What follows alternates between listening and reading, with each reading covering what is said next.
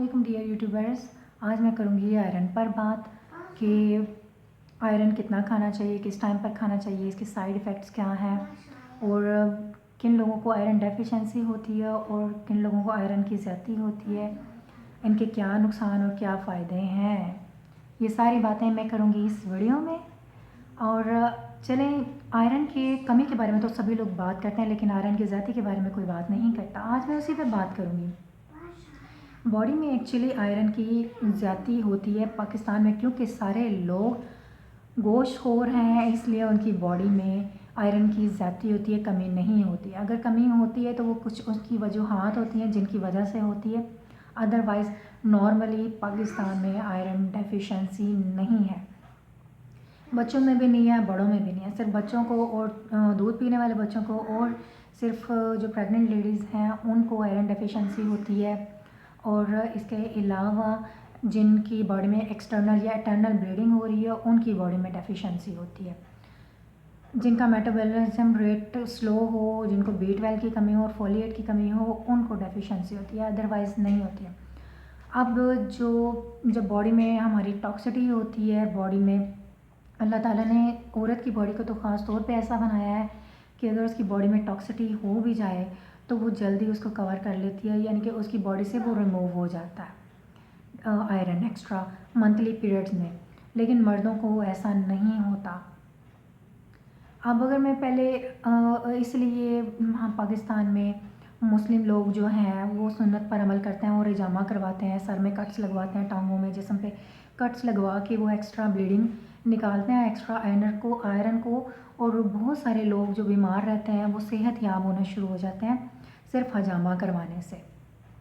मर्द अपना खून डोनेट भी कर सकते हैं, लेकिन औरतों को तो डोनेट करने की ज़रूरत नहीं है, उनका वैसे ही मंथली निकल जाता है एक्स्ट्रा आयरन और वो बीमारियों से बची रहती हैं। ये उनके फ़ायदे में ही है और उनको कोई ज़रूरत नहीं है एक्स्ट्रा आयरन खाने की पीरियड्स में। इसके अलावा मर्द खून डोनेट कर सकते हैं और अगर वो डोनेट भी नहीं करना चाहते तो फिर वो ऐसा कर सकते हैं कि सप्लीमेंट होते हैं इसके, लेकिन वो डॉक्टर ही देते हैं। सप्लीमेंट्स कुछ इस किस्म के होते हैं जो आयरन को आपकी बॉडी से निकाल देते हैं।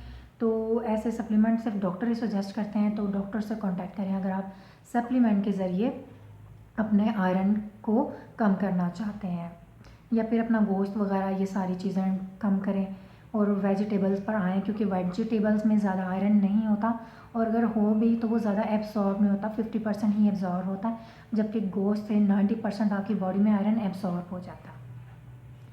तो आयरन डेफिशिएंसी किन लोगों को होता है ये मैंने बता दी है, और आयरन किन बॉडी में ज़्यादा होता है नॉर्मली ये मैंने बता दिया। और इसके नुकसान क्या होते हैं। आयरन की टॉक्सिटी कभी भी नहीं होनी चाहिए। सबसे पहले तो लेडीज़ का सबसे बड़ा मसला हो जाता है कि उनकी फेस पे एक्नी आ जाती है। एक्नी लेडीज़ को नहीं चाहिए। अगर हम ब्यूटीफुल फेस चाहती हैं तो आयरन कम करें। कभी भी वो सप्लीमेंट ना लें जिसमें आयरन हो।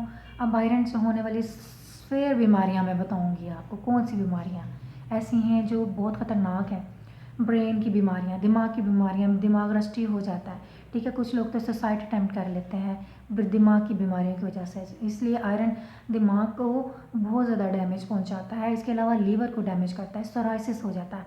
हाइपरटेस्टर सी के अंदर होता क्या है, आयरन एक्सेसिव अमाउंट में हो जाता है, जिसकी वजह से आपका लीवर डैमेज हो जाता है। और लीवर डैमेज होते ही आपका सारा मेटाबॉलिज्म रेट, आपका सारा डाइजेस्टिव ट्रैक ख़राब हो जाता है। आपका हार्ट प्रॉब्लम, आपके रिदम, हार्ट की रिदम ख़राब हो जाती है, ठीक है। सांस, हाइपरथायराइड, ठीक है, ब्लड प्रेशर, और ये सारी चीज़ें बहुत ज़्यादा नुकसान होते हैं इसके आयरन की बॉडी में एक्सेसिव होने की वजह से। बल्कि आयरन की कमी की वजह से इतने नुकसान नहीं होते जितने ज़्यादती की वजह से नुकसान हो जाते हैं।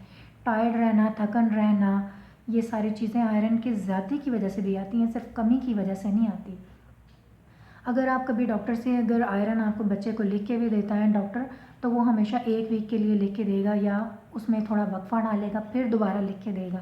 कभी भी वो कॉन्टीन्यूसली 1 महीने के लिए आयरन सजेस्ट नहीं करेगा कभी भी।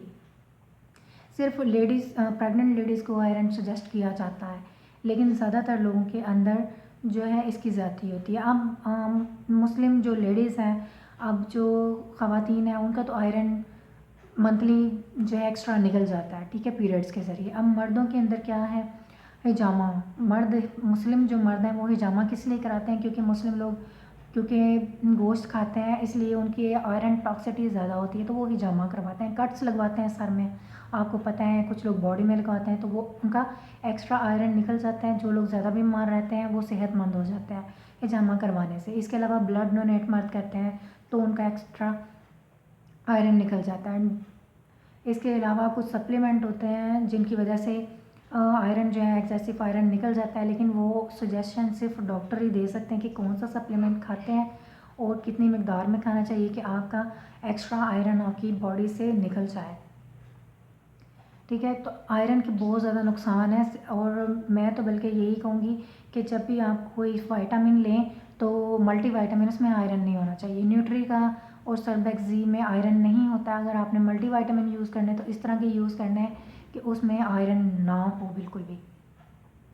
अब अगर जिन लोगों को आयरन डेफिशिएंसी है तो उनके बारे में मैं बता दूं कि सबसे पहले उनको अपना B12 और फोलिएट को जो है क्लियर करना है, क्योंकि अगर बॉडी में B12 कमी या फोलिएट की कमी है तो आयरन जज्ब नहीं होता बॉडी में, वो खून नहीं बनाता।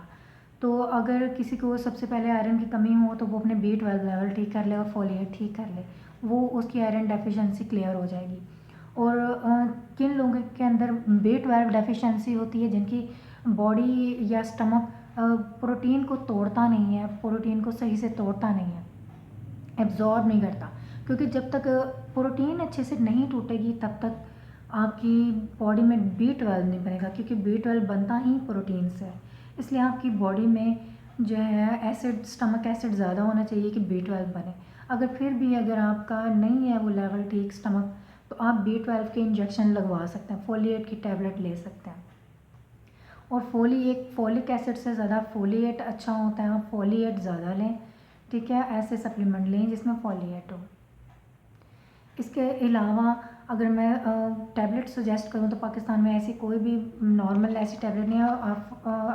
आयबेट फोलिक भी में भी सारे सिंथेटिक विटामिन है, नेचुरल नहीं है। ऐसे जो है आयरन ऐसे सोर्स से मिलना चाहिए कि जो उसमें गोश्त से आ रहा हो आयरन, नेचुरल सोर्स है, आर्टिफिशियल सोर्स से नहीं, रॉक से नहीं आना चाहिए। अगर रॉक से आ रहा है तो वो बजाय फ़ायदे के आपको नुकसान करेगा।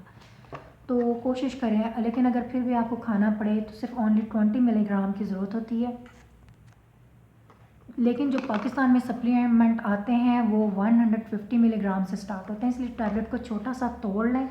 ठीक है, थोड़ी सी मकदार टैबलेट की ले लें, उसके साथ एडिशनल विटामिन B12 और विटामिन C और फॉलिक एसिड ले सकते हैं, आप दिन में भी ले सकते हैं। मॉर्निंग में आपने आयरन टैबलेट खाली पेट खानी है और 1 घंटे के बाद नाश्ता करना है आपने। और कोई भी आपने उसके साथ कैल्शियम सप्लीमेंट नहीं लेना। कैल्शियम आयरन की एब्सॉर्प्शन को रोकता है, इसलिए इंटरनेशनल लेवल पर ज़रूर आ सकते हैं अच्छे सप्लीमेंट जो नेचुरल सोर्स से होते हैं। मैं तो यही कहूँगी कि आप नेचुरल सोर्स से आप आयरन लें, आप गोश्त ज़्यादा खाएं, लीवर खाएं, विटामिन C, नींबू का इस्तेमाल करें। ठीक है, अगर आपने सिंथेटिक फॉर्म के मल्टीविटामिन लेना है तो सिर्फ B12 और फोलिएट लें, इसके अलावा ना लें कोई भी सप्लीमेंट। और बीमार लोगों को और जिनको स्टमक के इश्यूज़ होते हैं उनको बिल्कुल भी मैं मना करूँगी कि उनको नहीं लेना चाहिए। बीमार लोगों को और बीमार कर देगा, जिनका स्टमक का इशू है वो और बीमार हो जाएंगे। ठीक है, वो मत लें। इसके अलावा अगर आयरन के साइड इफ़ेक्ट के बारे में मैं बता दूं आपको कि कुछ लोग कहते हैं कि हमारे स्टमक में प्रॉब्लम हो रहा है या हमें डायरिया हो जाता है, तो वो डायरिया आपका 3-4 दिन से ज़्यादा नहीं स्टे करता। तो आप लोग 1 वीक के लिए आयरन ले सकते हैं, 3-4 दिन के बाद आपका डायरिया भी ठीक हो जाता है।